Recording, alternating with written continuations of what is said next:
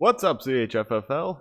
After a very busy trade deadline, we are back for week 12. 2 weeks left in the regular season, and the playoff picture not yet determined in either conference. So, very interesting matchups to talk about this week. Um, Going back to week 11 real fast, I went 2 and 4. There were a few surprises, including my loss to Mini by 1 point. Philip Rivers.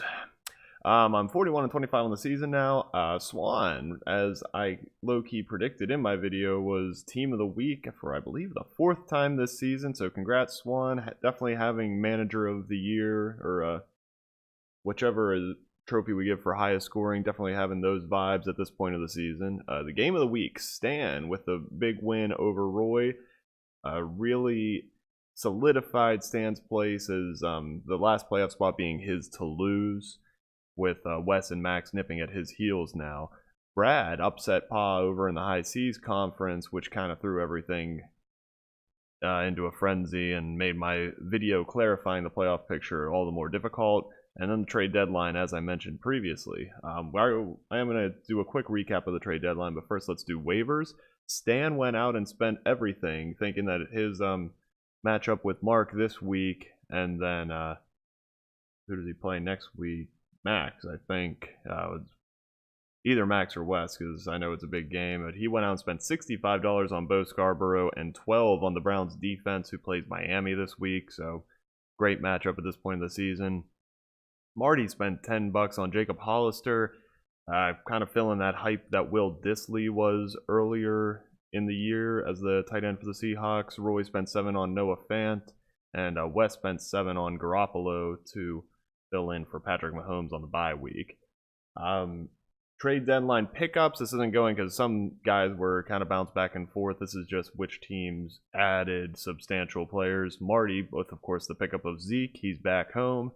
Max ended the deadline with Leonard Fournette and Adam Thielen.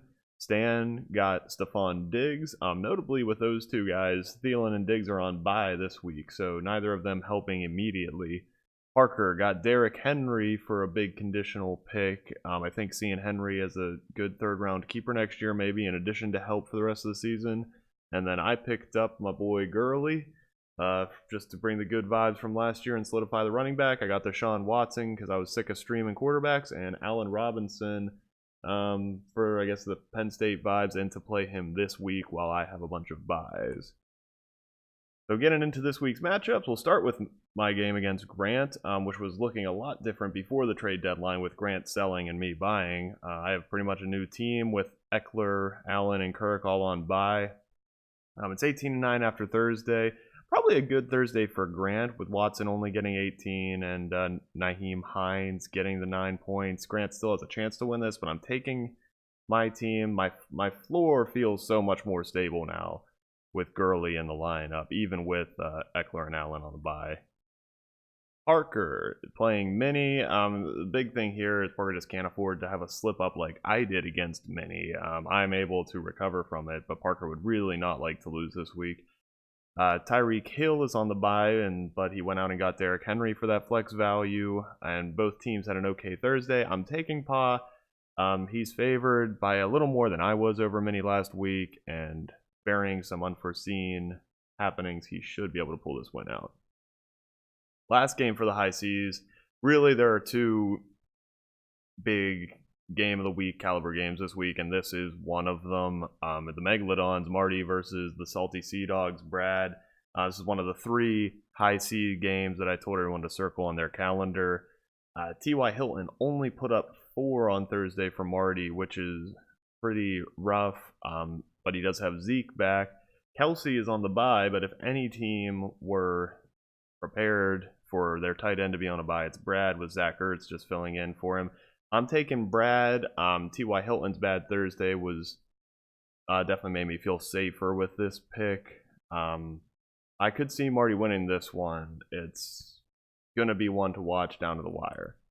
Going over to Toontown, we got Mark and Stan in that game that I said Stan was going all out for. A win for Stan eliminates Wes from the playoffs, and really puts Stan in a much better position to probably be in.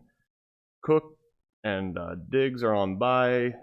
Dalvin Cook for Mark. So each team missing somebody big. Probably Mark missing somebody bigger. And Stan with that big defensive special teams advantage. The Browns against Miami is way better than I think Mark has the Redskins. Maybe playing Detroit or something. But I got burned on that a few weeks ago when I streamed the Giants. You don't play bad teams. I'm picking Stan to get the upset here. It just looks like the cards are on the table for it. Going along, Buzz Lightyear versus the Hillwood Football Heads. After Roy's traded his team off, this looks pretty one-sided.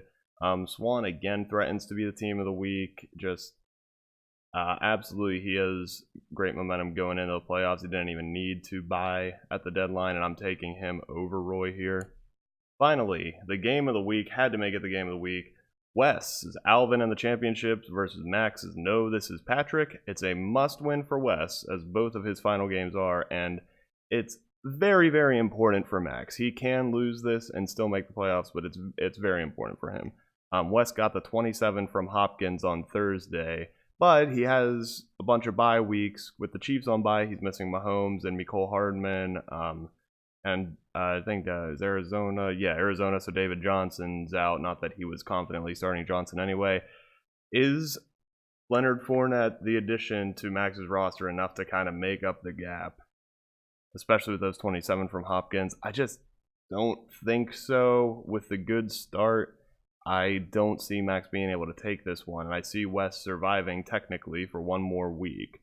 We'll see what happens with the Stan Mark game and what happens next week, but I expect Wes to at least win this one and give himself a chance. So we'll see you next week. Everything's getting really exciting. Hope you're all having fun, and good luck.